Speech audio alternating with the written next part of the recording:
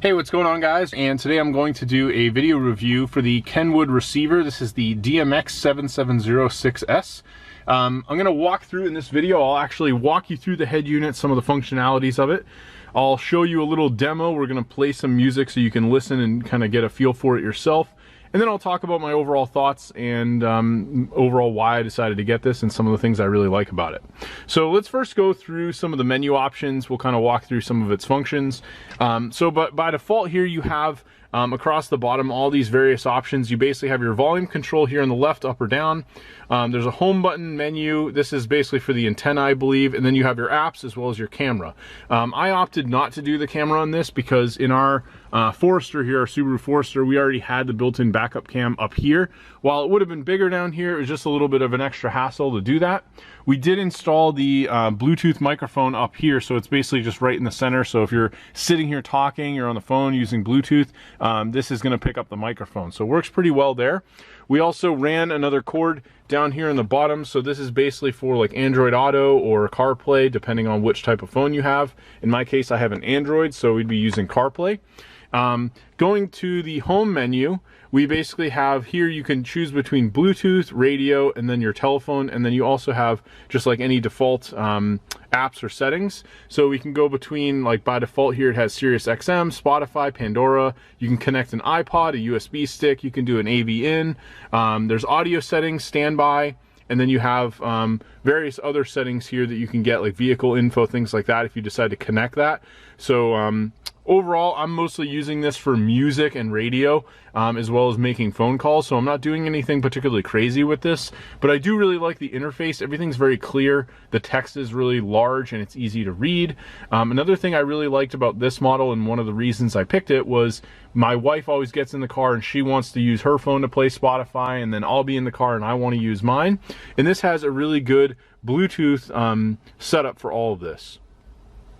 This may play, so I may pause this here, but basically if you go to the settings for Bluetooth, this has all the settings here for connectivity, but you can also go in and actually add up to 2 devices. So if my wife gets in the car, all we have to do is click on her phone and then basically just check a couple boxes, hit OK, and then it's going to connect immediately. It's very simple and it's easy to kind of switch in between. If we go back to home, I'll do a little demo of the telephone options, and here you can see we have a list of contacts. I can come in and basically browse all the people that I have in my contact list. I can set favorites, and then I can also manually dial a number, as well as any settings here that pertain to that. There's also, if you add another phone, you can switch between either phone up here if they're both connected, and it's easy enough to just switch between. So if my wife wanted to make a call to one of her contacts, she could simply click this and then go and make that call. So overall, it works really, really well.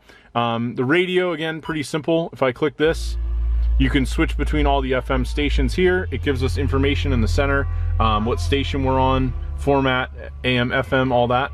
We'll go back to the home menu, and I'll actually switch this to Bluetooth and we'll do a little demo. And before I play this, I have my phone here connected, and currently I'm not connecting with CarPlay. So before we play music, I did want to note that this car actually came with the premium audio. We had Harman Kardon speakers already here. There's extra speakers up here as well, which probably isn't standard in most cars. So this is really a higher end stereo system. Now, we had the original default head unit in here, and honestly, there's no subwoofer or anything like that, no amplifier built in. But with these head units, you're going to get a little bit more of an amplification over like a stock unit. And I definitely noticed with this one, it sounds really, really good. I'll actually shut the door, and I love metal, so that's what we're going to play. I'm going to basically play this. We'll crank it up a little bit, and you can kind of get an idea of what it sounds like with a more premium sound system without even necessarily, potentially in your case, upgrading your existing speakers. So I'll turn it up on my phone first. I usually control the sound here first, and then we can go up on the head unit.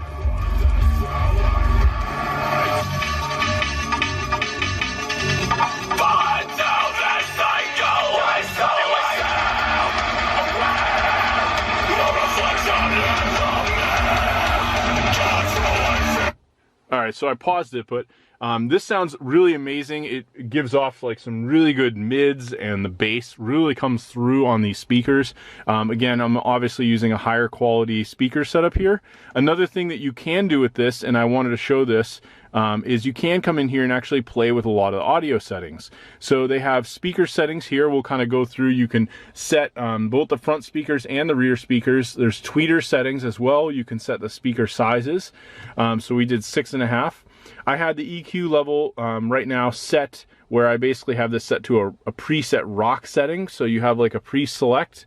You can come in here and you can do pops, easy, top 40, jazz. You know, there's a bunch of them. You can create your own. So I just have it set on rock.